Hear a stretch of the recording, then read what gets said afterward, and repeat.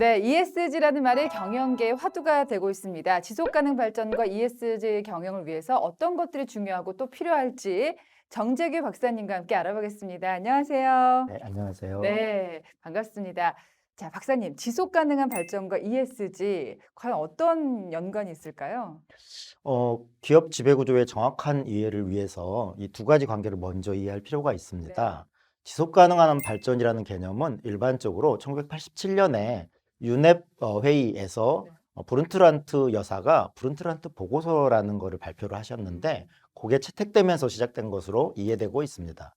여기서 지속 가능한 발전은 현재 세대가 주어이고요. 그러니까 미래 세대가 그들 자신에게 필요한 것을 충족시킬 수 있는 자원이라든지 능력을 해치지 않고 예.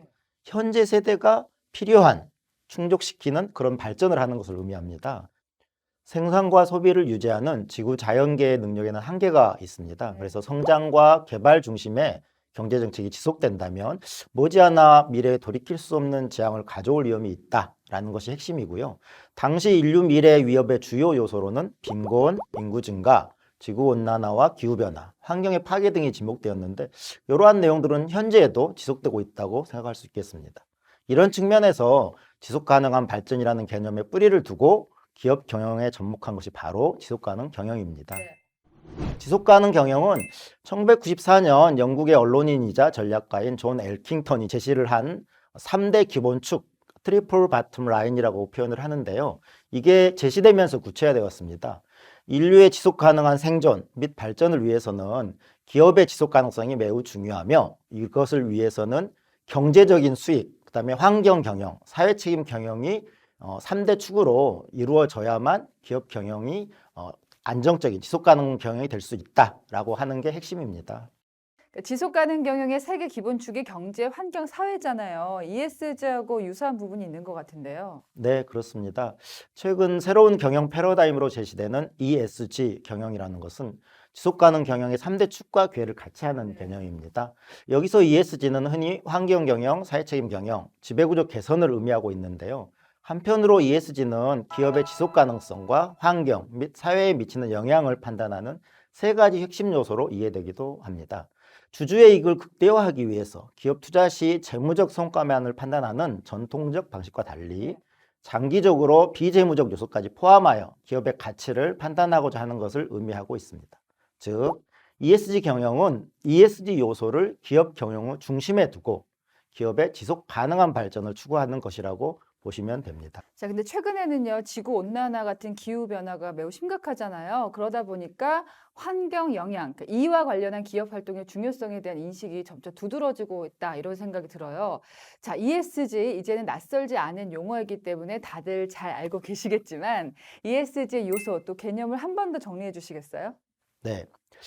ESG의 요소 및 개념은 다양하게 정의되고 있습니다, 네. 사실. 근데 일반적으로 기업의 전략을 실행하고 기업의 가치를 높이기 위한 능력에 영향을 미칠 수 있는 환경적인 요소, 사회적인 요소, 거버넌스에 관한 요소들을 포괄하는 개념으로 이해하시면 될 것 같습니다.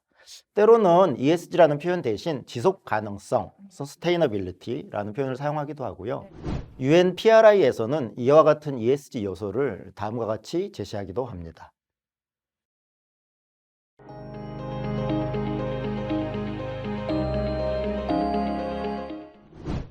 자, 박사님 앞에서는요, 지속 가능 발전과 ESG 정의에 대해서 알아봤는데요. 기업 지배 구조, 이거는 또 뭔가요? 사실 기업 지배구조라는 표현에 대해서 정확하게 이해하기가 쉽지 않을 수 있습니다. 대략적으로 협의의 기업 지배구조는 소유와 경영이 분리될 경우에 주주와 경영진의 관계에서 최소한의 비용으로 주주가치 극대화를 위하여 경영자에게 취해지는 감시 체제 및 동기부여 체제를 의미하는 것입니다. 어, 그러면요, 주주 자본주의, 통제, 뭐 이런 것들에 초점이 맞춰져 있다, 이렇게 봐도 될까요? 네, 그렇습니다. 광의의 기업 지배구조는 채권자, 종업원, 거래기업, 지역사회 주민 등 회사와 관련된 이해관계자 전반의 이해를 조정하고 네. 보호하기 위해서 회사가 가지고 있는 시스템 또는 절차로 파악할 수 있으며 이해관계자 자본주의 그리고 소통 등에 초점을 맞추고 있습니다. 이러한 이해가 전통적인 방식이라고 볼 수 있습니다. 좀 더 다양한 측면에서 기업 지배구조 개념을 파악해 볼 수도 있습니다. 예를 들면 기업 지배구조는 기업 가치를 제고하기 위해 주주, 이사회, 경영자, 그리고 기타 이해관계자들 간의 상호관계를 규율하는 어떤 메커니즘이다라고 이해하는 것이죠. 네. 즉, 기업 가치 극대화를 위해 기업의 이해관계자 간의 거래 비용을 최소화하기 위한 그런 어떤 시스템으로 이해할 수 있겠습니다. 주주 입장에서 보면 주주 가치 제고를 목적으로 주주가 경영자를 감시하고 규율하는 메커니즘이라고 할 수도 있고요. 경영권 측면에서 보면 경영권을 누가 어떤 방식으로 행사하며 기업의 의사결정이 어떻게 이루어지는가를 규정하는 틀로 파악할 수도 있습니다. 지배구조의 효율성은 소유와 경영의 분리에 따라 필연적으로 발생하게 되는 주주와 경영자 사이의 대리인 문제. 대리인 문제는 흔히 심부름꾼 문제라고도 표현할 수 있어요. 그 대리인 문제를 얼마나 잘 통제할 수 있느냐에 의해서 결정된다고 할 수 있습니다. 그럼요. 이렇게 지금 말하고 있는 기업 지배 구조는 왜 필요한 걸까요?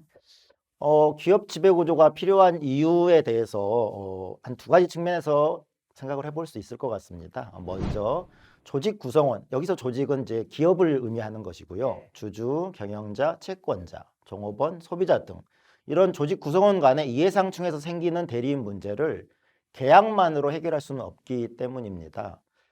사실 기업과 이사와의 관계는 위임 계약에 의해서 규체화되는데 이것만으로 해결할 수 없다라는 취지이고요.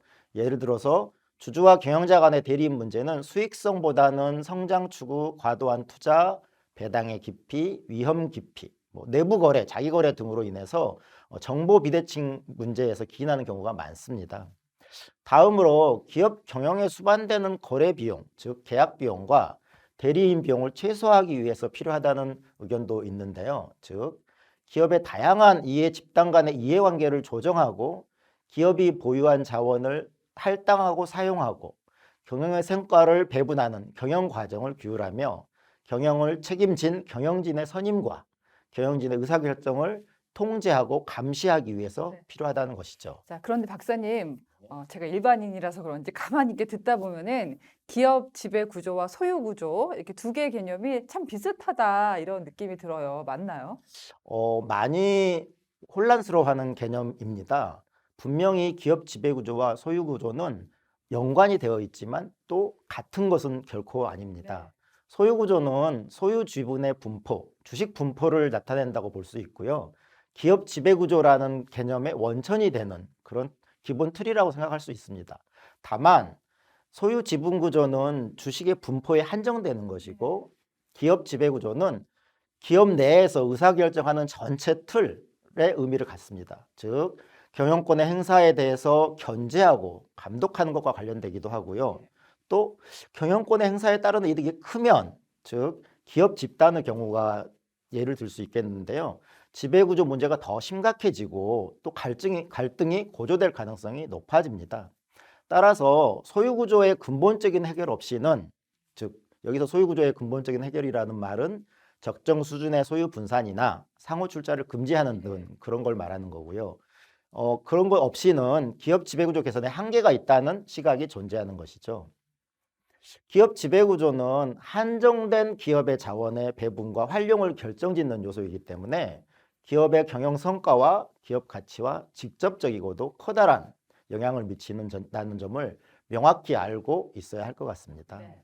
소유 구조는 기업 지배 구조의 원천이 되는 개념이었군요.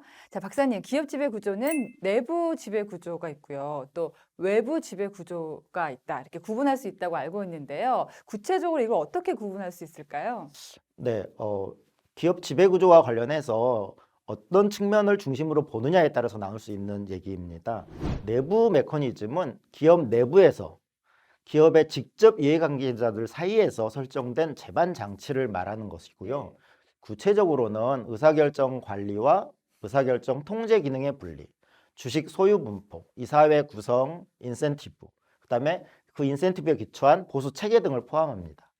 반면 외부 지배구조 혹은 외부 메커니즘이라고 하는 것은 기업 외부에서 기업 경영에 영향을 끼치는 요소들, 예를 들면 자본시장으로부터의 압력과 조정 기능을 말하는데 주로 기관 투자자 또는 채권단에 의한 기업 감시, 그리고 파산 절차라든지 M&A 시장이라든지 또 경영자 시장이라든지 이런 것들을 포함하고 있습니다. 내부 지배구조와 외부 지배구조는 상호 보완적인 기능을 가진다고 할 수 있고요. 이 내부 지배구조와 외부 지배구조가 연계되어서 전통적으로 중요한 기업 지배구조 문제가 내부 통제 문제와 외부 감시 대응 문제로 나눠진다고 할 수 있습니다. 통상 기업 지배구조 문제라고 하면 대리인 문제와 참호 구축 문제, 조금 어려운 표현들이 나오는데요. 이 두 가지에 초점이 맞춰집니다. 대리인 문제는 아까 잠깐 언급했던 것처럼 심부름꾼에게 소요되는 비용과 관련된 문제라고 이해할 수 있고요. 이것은 소유와 경영의 분리에서 비롯되는 이해상충 문제입니다. 그리고 참호 구축 문제는 통제된 피라미드 구조, 보통 기업의 어떤 그 경영 의사결정 구조죠. 그 통제된 피라미드 구조와 취약한 주주권 보호 등으로 인해서 경영인 교체가 제대로 이루어지지 않는 현상을 말합니다. 즉 경영인이 자기를 도와줄 수 있는 참호를 구축해 놓는다라는 취지로 이해할 수 있습니다.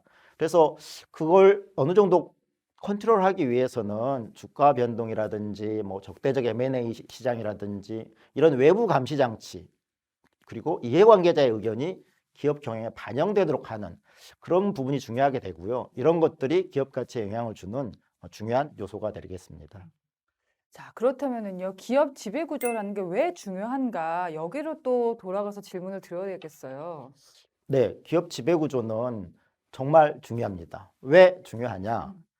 기업 지배 구조는 의사결정 구조, 의사결정의 틀이라고 볼 수 있는데 기업 내에서 활용 가능한 경영 자원들이 있어요. 예를 들면 자본이라든지 노동력이라든지 뭐 이런 것들을 어디에 배치하고 어떻게 할당할 것인지를 결정하는 거기 때문에 굉장히 중요하고 이 결정에 따라서 기업의 효율성과 기업의 경쟁력이 결정됩니다. 즉, 이 기업의 경쟁력이라는 것은 국가 경쟁력과도 직결되는 것이기 때문에 국가 경제에도 큰 영향을 끼칠 수 있는 것이죠. 지배구조가 왜곡되어서 경영자 또는 지배주주가 사익을 추구할 경우에는 주가 하락, 기업 불신, 차입 곤란 등 기업 가치와 경쟁력의 저하를 가져오게 되고요. 국가적으로도 기업의 경쟁력이 약화되고 자본시장 발달을 제약하게 되기 때문에 자원 배분이 비효율화되고 국가 경제 위험이 증가하는 결과를 초래할 수 있습니다. 과거 자료이기는 하지만 한 조사에 의하면 기관 투자자들은 지배구조가 좋은 기업에 대해서 최고 28%까지 프리미엄을 지불할 의사가 있다고 나타난 그런 조사 사례도 있거든요. 네. 그렇군요. 최고 28% 프리미엄 지불. 와, 대단한데요. 기업 지배 구조, 기업의 효율성과 경쟁력을 결정하는 핵심 요소라는 건 틀림이 없습니다. 자, 박사님, 제가 알기로는요, 이제 그 지배 구조가 두 가지 유형이 있다고 들었었어요. 주주 자본주의 모형, 그리고 이해관계자 자본주의. 이렇게 맞나요? 네, 조금 어려운 표현들이 네. 나오죠. 주주 자본주의, 이해관계자 자본주의. 근데 주주 자본주의란 말은 사실은 쉽게 표현을 하면 주주 중심주의라고 얘기를 할 수 있고요. 이해관계자 자본주의는 이해관계자 중심주의라고 얘기를 할 수 있습니다. 여기서 이해관계자는 주주를 배제하지는 않고 주주를 중심으로 하되 주주 이외에 기업의 다양한 이해관계를 가지고 있는 사람들까지 포함하는 개념입니다. 그럼 지금 그 주 유형이 지금은 서로 좀 상호 보완하는 면이 있겠네요. 맞습니다. 예. 이 각각이 발생하고 발전되어 온 나라들이 다릅니다. 그럼에도 불구하고 최근에는 글로벌 차원에서 이 내용들이 서로 영향을 주고받으면서 장점을 흡수하고 단점을 좀 완화해가는 그런 과정에 있습니다. 먼저 주주 자본주의 모형은 시장 중심의 지배구조 체제로 주로 영국과 미국에서 발달했으며 대부분의 주식이 개인 또는 기관 투자자에 의해 분산 소유된 경우입니다. 외부 주주들에 의해서 기업 경영이 감시되고 견제되고 또 소유자, 주주가 직접 경영에 영향력을 행사하기 어려운 구조이죠. 그렇기 때문에 M&A 시장이라든지 다양한 자본 시장에서의 압력을 통해서 기업 규율이 이루어지는 시스템입니다. 반면 이해관계자 중심주의, 이해관계자 자본주의라고 하는 모형에서는 기업 내부의 계층 조직과 기업의 이해관계자에 의해서 지배가 이루어지는 시스템이고 관계자 중심 또는 간접 금융 체제로 유럽 대륙 국가, 예를 들면 독일을 예를 들 수 있겠죠. 일본 뭐 이런 데서도 발달한 모형입니다. 대주주 경영자나 금융기관에 의해 직접 기업 경영이 감시 견제되고 특히 채권자인 금융회사의 영향력이 큰 형태인데요. 기업과 장기적인 어떤 관계를 가진 내부자들이 기업의 경영을 직접적으로 감시하거나 이사회에 대리인을 파견, 물론 이제 사회이사든지 뭐 이런 걸 얘기하는 겁니다. 대리인을 파견해서 감시하는 모습을 취합니다. 근데 사실 이 두 모형은 굉장히 전형적인 과거의 어떤 전형적인 연역적인 의미일 뿐이고 현재는 이렇게 확연히 구분되지는 않습니다. 이 두 모형은 기본적으로 기업의 주권자, 즉 기업의 주인이 누구냐, 소유자는 누구냐, 뭐 이런 걸 근거로 하고는 있습니다. 그래서 차이가 있기는 하지만 현재에 있어서는 다양한 방식으로 협업이 되거나 수렴을 하고 있어서 그런 단점들을 해소해 나가는 그런 과정에 있습니다. 그래서 주주 중심주의, 이해관계자 중심주의라는 개념을 구별해서 이해하기보다는 저는 이거를 연결시켜서 이해하는 게 필요하다고 생각을 합니다. 왜 그러냐면 기존의 회사는 주주를 위해서 존재했다라고 했던 그런 가치관이 현재는 주주를 위해서 존재하기는 하나 다양한 이해관계자, 예를 들면 근로자, 소비자, 채권자, 지역사회 이렇게 다 다양한 이해관계자들의 공동의 이익을 위해서 기업이 발전하고 경영이 이루어져야 된다라는 개념으로 가고 있습니다. 그래서 이런 개념 차이를 이해하고 현재 발전 과정에 있다는 걸 이해한다고 하면 기업의 지배구조 유형을 이렇게 칼로 나누듯이 이렇게 이해하기보다는 발전 과정에 있는 전환기에 있는 그런 상황이다. 이렇게 보시는 게 좀 더 정확하고 바른 이해가 아닐까 합니다. 네, 조금 더 구체적으로 보면 미국의 경우에는 기관 투자자들이 수동적인 견제 역할에서 벗어나 주주 행동주의를 통해 경영에 적극 개입하는 사례가 늘어나고 있고 반대로 독일은 은행의 주식 보유 비중이 줄어드는 등 은행과 기업 간 밀접한 관계가 약화되고 있습니다. 특히 바람직한 지배구조에 대하여도 큰 틀과 방향 측면에서 국제적으로 공감대가 형성되어 가고 있는데요. OECD 기업 지배구조 원칙에 의하면 협의의 기업 지배구조의 경우 소액주주의 이익보호, 경영회계 정보의 투명성, 사회이사의 역할 등이 강조되고 있습니다.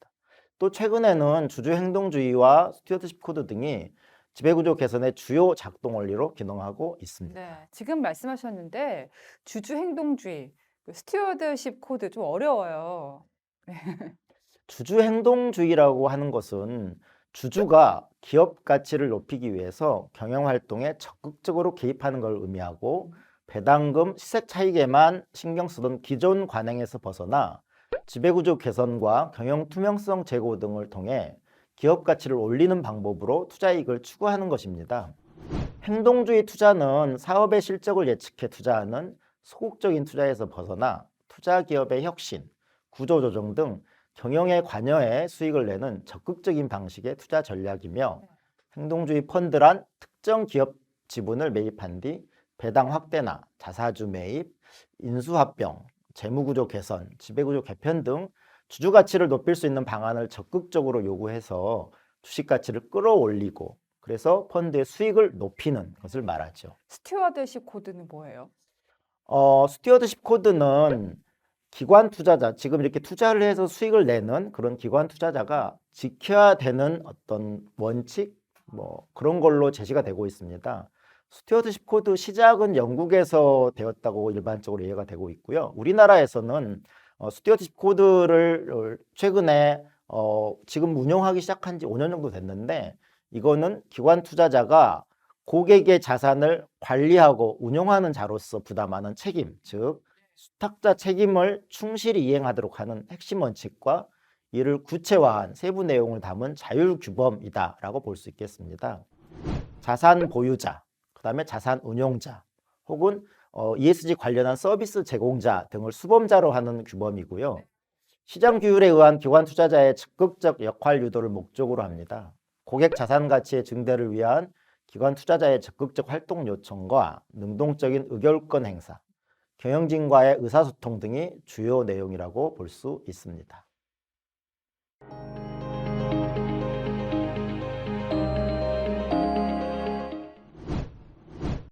혹시 코리아 디스카운트라고 들어보셨나요? 네, 디스카운트라는 게 이제 평가절하된다는 거잖아요. 한국 경제가 불투명하고 불확실성이 있다라는 것을 근거로 외국인들이 한국 기업의 주가를 평가할 때 실제는 여기에 있는데 이렇게 낮게 평가하는 이런 경향을 말하는 거 아닌가요? 아, 네. 굉장히 정확히 알고 계시네요. 코리아 디스카운트는 북핵 문제 그렇죠. 같은 지정학적 리스크나 뭐 회계의 불투명성. 지금은 우리나라 기업의 회계가 굉장히 많이 투명해졌습니다만 과거 회계의 불투명성, 또 노동시장의 경직성, 특히 기업 지배구조 문제, 재벌들의 지배구조 전횡 등과 관련 등이 있는데요. 그런 것들이 원인으로 제시되어 오고 있습니다. 제가 떠오르는 게 기업 지배 구조의 문제다. 국내 그 항공사에서 땅콩 회항 이런 갑질 사건이 떠오르거든요. 네, 그렇죠. 지배주주의 전횡, 갑질 사건으로는 CEO 리스크, 지배주주 리스크가 크게 조명된 바 있습니다. 이게 오너의 독단적인 의사결정 가능성으로 유명무실한 이사회 문제가 제기되죠. 사실 오너라는 표현을 저는 적절하다고는 생각하지 않는데 현재의 지배주주, 경영권을 가지고 있는 주주를 말하는 것으로 이해하면 좋을 것 같고요. 그 결정에 대해서 이사회 차원에서 적절하게 견제와 감독을 해야 되는데 이 이사회의 주요 기능인데 이 이사회 기능의 실효성 문제가 불거진 바 있습니다. 또 합병 과정에서 지배주주 이익과 전체 주주의 이익이 첨예하게 대립되어 논란이 되었던 사례도 이 지배구조 리스크로 얘기를 할 수가 있겠고요. 또 이세 경영권 다툼으로 최고 경영자 리스크가 노출되고 또 CEO 승계 정책이 제대로 정립되어 있지 않은 경우에 기업의 가치가 저평가되는 이런 측면을 바라볼 수도 있겠습니다. 이런 사례에서 보듯이 코리아 디스카운트의 주요 원인으로 지목되는 것들을 하나씩 정리를 해보자면 가족 경영자가 실질적인 지배자로 소액 주주의 가치를 훼손하거나 특정 지배주주의 유리한 의사결정을 하고 있다라는 측면을 들 수 있겠고요. 또 다른 면에서 보유 지분 대비해서 과도한 의결권 행사라는 문제가 있습니다. 이것은 피라미드 구조하고 상호 출자 구조와 같은 계열사를 통한 경영권 행사, 또 적은 지분 보유로 경영 실패에 따른 피해는 실제 경영권을 행사한 지배주주가 갖는 게 아니고 전체 주주에게 영향을 끼치는 그런 문제들을 들 수 있겠습니다. 또 세 번째로는 관계사 거래를 통해서 부의 이전을 하는 문제를 들 수 있겠는데요. 흔히 일감 몰아주기, 비상장사와의 거래를 통한 사적 이익 편취, 영어로 터널링이라는 표현을 씁니다. 어두운 터널을 통해서 부를 빼내간다. 뭐 이런 의미로 이해하면 좋을 것 같고요. 그리고 또 다른 문제로서 이사회의 독립성 및 전문성 상실 문제가 주요하게 뭐 낙하산 얘기도 나오잖아요. 이런 부분들도 중요한 문제로 이해할 수 있겠습니다. 사회이사와 관련된 얘기인데요. 사실은 견제 기능이 중요하거든요. 이사회에서. 근데 그런 견제 기능이 약화되는 그런 문제를 야기한다라고 볼 수 있겠고요. 순환 출자 구조를 통한 소유 지분 구조의 불투명성으로 기업 부실의 위험이 전이되거나 그런 또 위험성이 증가하는 그리고 경영 책임의 소재가 불명확하게 되는 그런 문제가 초래되기도 합니다. 또한 사실상의 이사, 비등기 이사를 말하는 건데요. 그런 사실상의 이사의 권한과 책임 분리로 실질적으로 중요한 의사결정을 하면서도 법적 책임은 회피하는 문제도 있습니다. 다음으로 기관 투자자의 역할 미흡도 제기되는데요.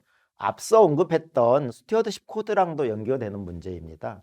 기관 투자자가 역할을 제대로 하지 않는 경우, 예를 들어 자산운용사나 공적 연기금 등이 적극적 주주권 행사를 하지 않는 경우도 문제가 된다라는 얘기고요. 또 형식적인 주주총회 운영도 지적되고 있습니다. 우리나라 같은 경우는 3월 셋째 주, 넷째 주 금요일에 흔히 슈퍼 주총데이라고 부르는 약 3,400개 상장회사 내지는 중요 회사들이 한꺼번에 주주총회를 개최하는 경우들이 있어요. 이렇게 개최가 되면 그 회사의 주주들이 주주총회에 참여하기 어렵게 됩니다. 어떤 주주가 여러 군데 회사의 주식을 가지고 있는데 같은 날 주주총회를 한다? 나는 어느 회사의 주주총회에 가야 될지 고민될 수가 있겠죠. 예. 네, 박사님, 그럼 지배 구조가 좀 합리적일수록 경영도 잘 되고 투자자 평가도 상승하겠네요. 네, 맞습니다. 그렇군요. 좋은 기업 지배 구조는 기업의 경영 자원이 특정인의 이익을 위해서가 아니라 그러니까 기업 가치를 총체적으로 제고할 수 있는 그렇게 사용할 수 있도록 유도를 해야 되겠군요. 맞습니다. 좋은 지배구조를 갖춘다는 것 자체가 바로 기업의 여러 가지 자원을 잘 분배해서 기업 전체의 가치를 올리는 방향으로 경영이 이루어지게 한다고 볼 수 있습니다. 국내외 다수의 연구 결과에 따르면 기업 지배구조가 좋을수록 주가가 높게 형성되고 있습니다. 대표적으로 블랙, 장, 김 이렇게 세 분이 함께 쓴 논문을 보면 한국증권거래소 조금 자료가 되긴 했지만 당시에 상장된 기업을 대상으로 분석한 결과 이게 한국 기업을 대상으로 한 거거든요. 기업 지배구조에 대한 평가가 좋으면 기업 가치를 상승시키는 것으로 나타났습니다. 즉 기업 지배구조 평가를 100점 만점 기준으로 봤을 때 지배구조 점수가 10만큼 상승하면 흔히 토빙큐라는 표현을 쓰는데 이게 기업 가치를 대표하는 어떤 지표예요. 근데 0.05만큼, 즉 시가총액이 장부가 자산 대비 5%만큼 상승한다. 즉 지배구조가 좋으면 실제 내가 가지고 있는 주식이 시장에서 가치가 올라간다라는 얘기를 뜻합니다. 네.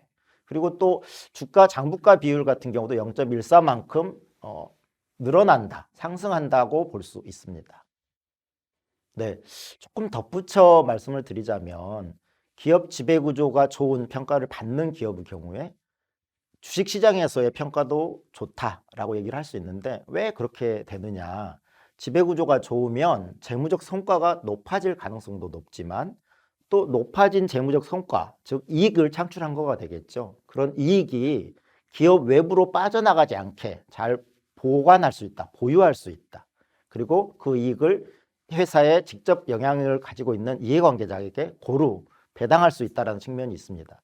즉 지배구조가 평점이 좋다라는 말은 기업 가치가 올라가는 것과 동시에 그 기업이 보유하는 자산이 확대된다. 그걸 적절하게 공정하게 분배할 수 있다라는 면과 연결되기 때문에 그 기업 가치가 좋아진다라고 평가할 수 있겠습니다.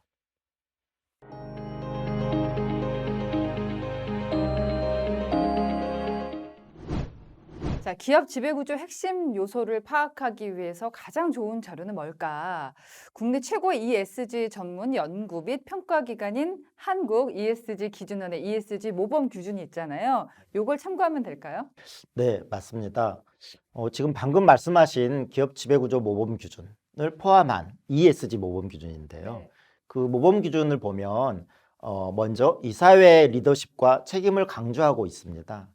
이사회가 지속 가능성을 추구하고 주주 이익을 보호하고 최고 경영자 승계 정책을 마련하고 또 기업 집단 소속 이사회는 어떤 역할을 해야 되는지를 정리를 하고 있는데요.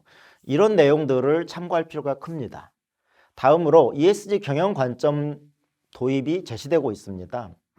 경영 전략, 위험 관리, 보상 체계 등 아주 중요한 경영과 관련된 내용들인데요. 이런 과정에서 ESG라는 요소, 지속 가능성이라는 요소를 추가하고 주주 및 이해관계자와의 소통을 적극적으로 해 나가면 그게 바로 ESG 경영을 해 나가는 과정인 거고 또 ESG 경영을 추진하는 것이라고 볼 수 있겠습니다. 자, 그런데 좋은 지배구조를 만들려면 이사회 역할도 중요하다라고 하잖아요. 구체적으로 이사회는 어떤 역할을 해야 될까요? 사실 거버넌스가 좋아진다, 지배구조를 개선한다라고 했었을 때 가장 중요한 핵심은 이사회입니다. 이사회가 중장기적인 기업 가치 향상을 목표로 주주 가치를 창출하고 지속 가능한 성장에 기여해야 합니다. 즉, 이사회가 지속 가능성을 둘러싼 과제를 중요 위험 관리 사항으로 인식을 하고 적극적, 능동적으로 대처해야 하죠. 이사회는 존중, 신뢰를 기반으로 한 이해관계자와의 상호 협력이 장기적으로 기업의 이익이 된다는 사실을 인식하고 경영 활동이 지속 가능한지를 검토할 필요가 있습니다. 자, 이사회는 회사의 지속 가능한 질적인 성장, 그리고 중장기적 기업 가치의 창출이 주주, 근로자, 고객, 협력사, 채권자와 지역사회를 비롯한 다양한 이해관계자에 의한 자원 제공과 기여의 결과임을 충분히 인지를 해야 되고요. 또 이해관계자 협력적인 관계를 구축하고 유지할 수 있도록 노력해야 된다. 그런 말씀이신 거네요? 네, 맞습니다.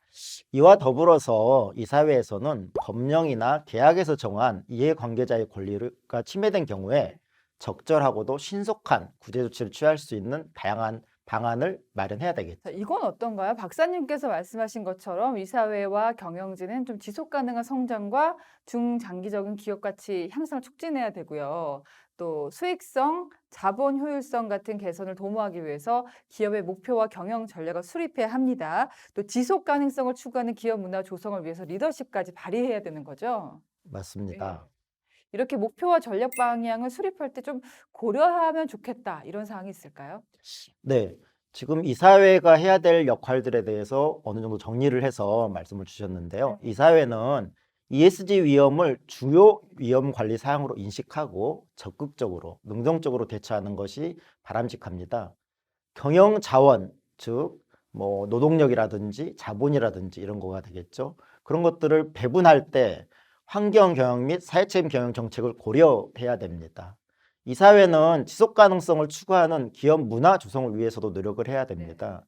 지속 가능성을 기반으로 한 기업의 목적, 가치, 경영 전략, 정책, 관행 등이 기업 문화와 일치되는지 모니터링하고 또 이사회에서는 주요 경영진에 대한 보수 정책 및 관행을 기업의 지속 가능성과 일치하도록 설계해야 합니다. 기업 집단에 속한 기업의 이사회는 어떨까요? 사실 기업 지배구조 개선, 좋은 지배구조를 얘기할 때는 하나의 단일 기업을 대상으로 얘기를 합니다. 근데 지금 말씀하신 내용은 기업 집단, 우리나라에서 보면 흔히 뭐 재벌 그룹 혹은 뭐 기업 집단 이런 걸 대상으로 하는 건데요. 네. 그럴 경우에 이사회는 어떤가라는 질문이세요. 기업 집단에 속한 기업의 이사회는 계열회사와의 거래 등 기업 집단과 관련된 의사결정이 해당 기업 및 해당 기업의 모든 주주의 이익을 부당하게 침해하지 않도록 해야 합니다. 이사회는 기업과 모든 주주의 이익을 적절하게 보호할 수 있도록 경영 의사결정과 경영 감독 기능을 수행해야 합니다. 또한 기업 집단에 속한 기업의 이사회는 내부 거래, 자기 거래, 내부 거래, 자기 거래 약간 비슷한 것 같지만 다르죠. 내부 거래는 계열사끼리의 거래를 말하는 거고요. 자기 거래는 회사와 이사 간의 거래를 말하는 겁니다. 이러한 거래들이 잠재적 이해상충 문제를 내포할 수 있는데 이런 걸 감시하고 관리하는데 주의를 기울여야 한다는 얘기죠. 이사회는 해당 기업이 기업 집단에 속해 있어서 지배주주 또는 다른 기업의 지배를 받는 기업이라 하더라도 해당 기업 및 해당 기업의 모든 주주의 이익이 부당하게 침해되지 않도록 노력해야 한다는 뜻입니다. 박사님, 만약에 최고 경영자나 고위 경영진 있잖아요. 이런 분들이 은퇴하거나 좀 나이가 들거나 이런 비상 상황이 됐을 때 이사회는 어떤 정책을 운영할 수 있을까요?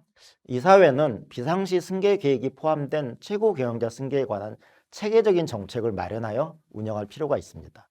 최고 경영자 승계는 CEO 리스크를 방지하는 이사회의 중요 업무에 해당하며 특히 대표이사는 차기 최고 경영자 후보를 육성할 책무가 있는데요. 이사회는 최고 경영자 후보를 추천하기 위한 임원 추천위원회나 CEO 후보 추천위원회를 설치하는 것이 바람직하겠죠. 이와 더불어 이사회는 최고 경영자 경영 승계와 관련하여 내부 규정을 마련하고 그 내부 규정에 따라서 업무 단계별로 어떤 시간이 소요되는지, 주체는 어떻게 할 것인지, 관련 절차는 어떻게 할 것인지를 결정해야 합니다. 최고 경영자 승계 규정에 포함할 것은, 즉 공고되고 있는 사항은 경영 승계 계획의 수립 및 변경, 최고 경영자의 최소 자격 요건, 최고 경영자 경영 승계 절차의 개시 사유 및 개시 결정 시기, 최고 경영자 후보자의 추천 절차 및 경영 승계 절차, 최고 경영자 후보군의 선발 및 자격 검증, 교육 제도 등 굉장히 다양합니다. 이러한 다양한 최고 경영자 승계와 관련된 내용들을 이사회에서 결정해야 됩니다. 특히 최고 경영자가 사고 등 비상 상황이 발생했을 경우에는 누가 대응을 할 것인지 아니면 어떻게 대응자를 선정할 것인지 혹은 신임 후보 선임과 관련해서는 어떻게 할 것인지 이런 부분들을 고민하고 결정해야 되는 그런 중요한 내용이라고 할 수 있겠습니다. 최고 경영자 경영 승계와 관련해서는 내부 규정, 후보군 관리 및 추천에 관한 사항 등 주요 사항을 정기적으로 공시하는 것이 바람직합니다. 이사회에도 이제 보수가 있을 거잖아요. 이런 보수를 정하는 건 어떻게 진행되나요? 네, 이사회는 주요 경영진에 대한 보수 정책 및 관행을 기업의 지속 가능성과 일치하도록 설계해야 된다라고 얘기를 합니다. 이게 무슨 말일까요? 임원들의 보수를 결정할 때 특히 CEO가 되겠는데 이게 회사의 지속 가능한 발전하고 연결되는 그런 어떤 요소들을 평가해서 보수에 반영을 해야 된다라는 의미이죠. 그래서 회사의 지속 가능성을 증진시키면 보수, 임원의 보수도 늘어날 수 있는 그런 구조로 경영진에 대한 보수 정책이 마련되고 운영되어야 된다라는 얘기고요. 그 주요 내용은 공시되어야 한다라고 할 수 있겠습니다. 그러니까 임원이 등기됐느냐, 등기가 안 됐느냐 이거랑 관계없이 모든 주요 경영진의 개별 보수 이런 것들을 공시해야 되는 건가요? 예, 맞습니다. 국내 제도상으로도 등기 미등기와 관계없이 일정 금액 이상 보수를 받는 임원에 관련된 공시 관련된 내용들이 있고요.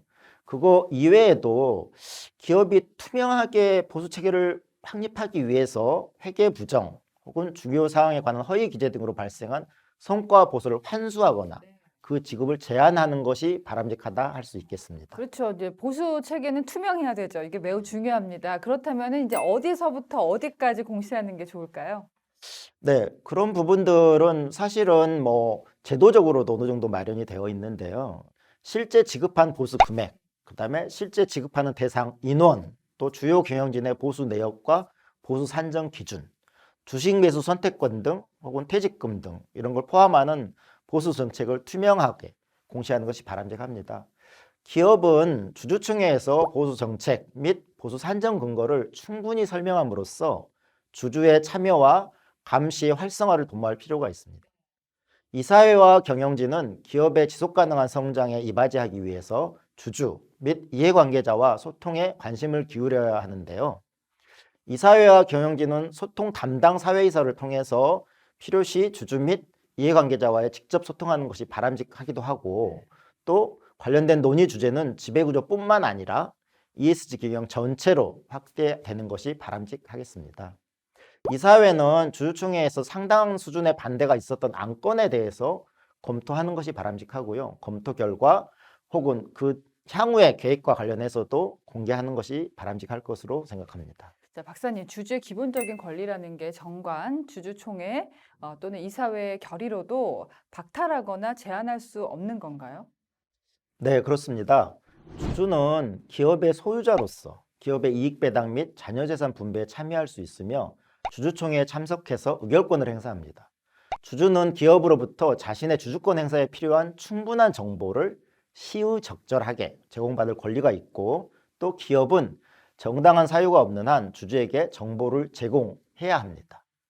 주주권의 중대한 변화를 가져오는 사항은 주주총회에서 주주의 권리를 최대한 보장하는 방향으로 결정하여야 합니다. 말씀하신 주주권 보호가 요청되는 사항들은 어떤 게 있나요? 기업의 존립 및 주주권의 중대한 변화를 가져오는 사항으로 정관의 변경, 합병, 영업 양수도, 기업의 분할 해산, 자본의 감소, 주식의 포괄적 교환 및 이전, 소유구조 변경을 초래하는 자본의 증가 등을 예로 들 수 있습니다. 합병, 영업 양수도, 기업의 분할, 주식의 포괄적 교환 및 이전 등과 같은 기업의 사업 및 소유구조 변동에 반대 주주 및 일반 주주의 실질적인 보호 방안도 강구되어야 합니다. 주주총회에 대해 조금 더 살펴볼까요? 주주총회의 개최 일시와 장소는 주주의 참석이 용이하도록 결정되어야 하고 일반 주주의 참석을 유도할 수 있도록 분산 개최하는 것이 좋습니다. 기업은 최대한 많은 주주가 경영 의사결정에 참여할 수 있도록 충분한 기간 전에 주주에게 서면 또는 전자문서로 총회의 일시와 장소를 통지하여야 하며 가급적 주주총회 개최일 28일 전에 4주 전이죠. 주주총회 개최를 통지할 것을 공고합니다. 이사 및 감사 후보에 대한 충분한 정보와 판단 시간을 가지고 의결권을 행사할 수 있도록 하여야 하는데 기업은 주주에게 임원 후보에 대한 정보와 의결권 행사에 필요한 판단 시간을 충분히 제공하고 임원 후보에 대한 정보는 주주가 합리적인 판단을 할 수 있을 정도로 구체적인 내용을 포함하여야 합니다. 서면 또는 전자적 방법에 의한 의결권 행사, 즉 서면 투표나 전자투표를 얘기하는 거죠. 특히 신종 바이러스 팬데믹과 같은 예측할 수 없는 리스크 발생 가능성이 커진 현재와 같은 상황에서는 이러한 방식의 중요성이 더 커지고 있습니다. 기업은 전자통신 수단의 발달과 외국인 주주 및 일반 주주의 증가 추세에 비추어 주주총회 안건에 관한 내용 및 관련 자료를 전자통신을 이용해서 제공하거나 인터넷 홈페이지 등을 게시함으로써 충분한 정보를 제공받을 수 있도록 하고, 주주가 서면 투표나 전자투표 등을 통해서 의결권을 용이하게 행사할 수 있도록 노력하여야 합니다. 서면 투표제를 도입한 경우에는 주주총회 소집 통지서에 서면 투표 용지, 참고 서류 및 반송용 봉투를 제공해야 하고요. 또 정당하고 합법적인 주주 제한을 거부해서는 안 된다라고 얘기할 수 있는데요. 주주가 주주 제한 및 의결권 대리 행사 권유를 실시할 때 비용을 부담하거나 대신 처리할 수 있도록 해주는 것도 좋은 방안이겠습니다. 만약에 공시 의무가 없는 정보를 공개할 경우에도 모든 주주에게 공평하게 제공해야 하는데요. 주주는 정기적으로 공시되는 사항 이외에도 기업 가치에 영향을 미칠 수 있는 기업 정보를 수시로 제공받을 필요가 있고, 기업은 관련 정보를 모든 주주에게 동등하게 제공하도록 노력해야 합니다. 이 부분을 공정공시라고 해서 자본시장에서도 중요하게 운영하고 있습니다. 특히 기업은 기업 설명회 등을 통해서 제공된 정보를 이에 참여하지 않은 주주 및 일반 투자자에게도 공시하여야 합니다. 또한 이해관계자에게 법령이 허용하는 범위 내에서 이해관계자의 권리 보호에 필요한 정보를 제공하여야 하는데요. 기업의 영위에는 주주뿐만 아니라 근로자, 고객, 협력사, 채권자 및 지역사회 등 다양한 이해관계자의 역할이 중요하므로 기업의 이해관계자도 필요한 정보에 대한 원활한 접근이 가능하도록 할 필요가 있겠습니다. 이에 법에서 요구하는 범위 내에서 이해관계자의 정보 제공 요청에 적극적으로 대응함으로써 이해관계자의 권리를 존중하고 보호할 필요가 있습니다. 이러한 이해관계자와의 협력적인 관계를 통해서 투명 경영과 책임 경영을 실천할 수 있겠습니다.